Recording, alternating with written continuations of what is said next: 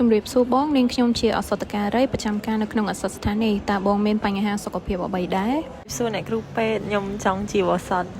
តើបងចង់ទិញឱសថសម្រាប់អ្នកណាដែរចង់ទិញថ្នាំឲ្យកូនអាយុ4ឆ្នាំតើកូនបងមានរោគសញ្ញាឬអាការៈអីខ្លះបងកូនខ្ញុំរាកអ្នកគ្រូតើកូនបងរាកនេះកើតតាំងពីពេលណាមកហើយប្រហែលដងក្នុងមួយថ្ងៃបងហើយថាតើរាកចំនួនប្រហែលដងក្នុងរយៈពេលមួយថ្ងៃមួយយប់បងហើយស្ថានភាពរីមួយ៉ាងដូចម្តេចដែរបងរាក2ថ្ងៃកន្លងទៅហើយរាក4ដងក្នុងមួយយប់មួយថ្ងៃហើយរាកសិតតែទឹកចាថាតើកូនបងមានរោគសញ្ញាអ្វីផ្សេងទៀតទេបងកូនខ្ញុំស្រេកទឹកខ្លាំងហើយភ្នែកស្លក់ចាបងសមាជិកនៅក្នុងផ្ទះឬអ្នកជិតខាងមានការជំងឺរាកដែរទេបងអត់មានទេអ្នកគ្រូតើកូនបងមានបរិភោគអ្វីខ្លះមុនពេលរាកដែរបងគាត់អត់មានញ៉ាំអីប្លែកទេអ្នកគ្រូតើបងមានឲ្យកូនបងប្រើថ្នាំប្រភេទណាមួយឬទេមុននេះកូនខ្ញុំធ្លាប់រាកញឹកញាប់និងធ្លាប់លេបអង់ទីប៊ីយ៉ូទិកក្នុងពេលថ្មីនិងក្នុងពេលកន្លងមកតើកូនបងធ្លាប់មានប្រតិកម្មជាមួយថ្នាំណាមួយដែរទេបងអត់មានទេកម្មវិភាគព័ត៌មាននឹងធ្វើរោគវិនិច្ឆ័យអ្នកជំងឺមានប្រវត្តិធ្លាប់មានការទទួលការព្យាបាលដោយអង់ទីប៊ីយ៉ូទិកឬឱសថដតៃក្នុងពេលថ្មីក៏ដូចជាក្នុងពេលកន្លងមកជាញឹកញាប់ហើយគាត់ធ្លាប់មានប្រវត្តិធ្លាប់រាក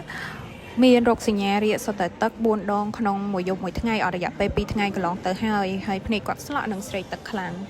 ធ្វើការសន្និដ្ឋានពីរោគវិនិច្ឆ័យឬបញ្ហាសុខភាពរបស់អ្នកជំងឺគឺបានចាត់ថ្នាក់ជំងឺរាកស្រួចស្រាលរួមជាមួយនឹងខ្សោះជាតិទឹកកម្រិតមធ្យមសន្និដ្ឋានពីមូលហេតុបង្កជំងឺរបស់អ្នកជំងឺគឺជាការបង្ករោគនៅនឹងពោះវៀន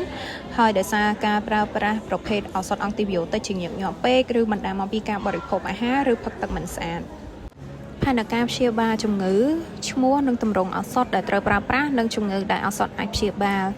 ផ្ដល់អូរ៉ាលីតសម្រាប់បំពេញការបាត់បង់ជាតិទឹកនិងអេឡិចត្រូលីតផ្ដល់គ្រាប់ថ្នាំសង្កសីសម្រាប់ជួយឲ្យកុមារឆាប់ជាសះស្បើយ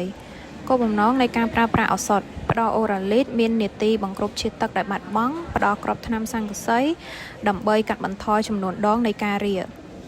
ពន្យល់ពីរបៀបប្រើនិងកម្រិតប្រើនៅរយៈពេលប្រើរបស់ឱសថទឹកអូរ៉ាលីតមួយកញ្ចប់លាយជាមួយទឹកស្អាត1លីត្រកម្រិតប្រើប្រាស់ក្នុងបរិមាណយ៉ាងតិច1លីត្រក្នុងរយៈពេល4ម៉ោងដំបូងបើកុមារចង់ផឹកលើសពីចំនួននេះអាចអនុញ្ញាតឲ្យផឹកតាមកុមារចង់បើកុមារក្អួតត្រូវរងចាំ10នាទីរួចទៅបន្តឲ្យផឹកបន្តរយៈពេលប្រើរហូតដល់បាត់រាកគ្រាប់ថ្នាំជាតិសង្កសីគ្រាប់ខ្នាត20មីលីក្រាមចំនួន14គ្រាប់របៀបប្រើលេបតាមមាត់កម្រិតប្រើម្ដងមួយគ្រាប់រៀងរាល់ថ្ងៃរយៈពេលប្រើ14ថ្ងៃផលរំខានរបស់ឱសថក្នុងកំឡុងពេលប្រើប្រាស់និងចំណុចដែលត្រូវប្រុងប្រយ័ត្នឱសថទាំងនេះនឹងមិនមានផលរំខានអ្វីគួរឲ្យកត់សម្គាល់ឡើយចំពោះកុមារដែលមានអាយុ4ឆ្នាំសញ្ញាគ្រោះថ្នាក់ដែលត្រូវជួបគ្រូពេទ្យជាបន្ទាន់ក្នុងករណីដែលរាកមិនបាត់ឬកាន់តែធ្ងន់ធ្ងរជាងមុនមានឈាមក្នុងលាមកហើយមានគ្រុនក្តៅរបួសមានផ្សេងក្នុងរយៈពេលព្យាបាលផ្ដល់ជាតិទឹកឲ្យបានច្រើនតាមតែអាចធ្វើបានបន្ថែមពីលើទឹកអូរ៉ាលីតបន្តនៅបង្កើនការផ្ដល់អាហារផ្ដល់ឱសថឲ្យបានត្រឹមត្រូវតាមការកំណត់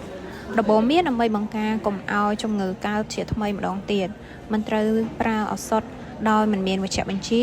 អនុវត្តអនាម័យស្អាតក្នុងការបរិភោគតើបងព្រមទទួលយកការព្យាបាលនេះដែរឬទេអញ្ចឹងតើបងអាចសង្ខេបឡើងវិញនៅចំណុចសំខាន់ដែលបងអាចបានចាំឬទេចា៎បងសូមអរគុណចូលប្អូនបញ្យល់ពីសកម្មភាពរបស់ថ្នាំនៅក្នុងការព្យាបាលជំងឺចាអ្នកគ្រូអូរ៉ាលីតជាឱសថប្រើប្រាស់សម្រាប់បំពេញការបាត់បង់ជាតិទឹកនិងអេឡិចត្រូលីតសូយ៉ូមប៉ូតាស្យូមនិងប៊ីកាបូណាតគ្រាប់ថ្នាំជាតិសង្កសីជាមីក្រូស្នាជាតិមួយសំខាន់សម្រាប់សុខភាពនិងការលូតលាស់របស់កុមារវាត្រូវបាត់បង់ក្នុងបរិមាណដ៏ច្រើននៅក្នុងពេលមានរាកការបង្គ្រប់ជាតិសង្កសីដែលបាត់បង់មានសារៈសំខាន់ក្នុងការជួយឲ្យកុមារឆាប់ជាសះស្បើយចាអរគុណច្រើនអ្នកគ្រូ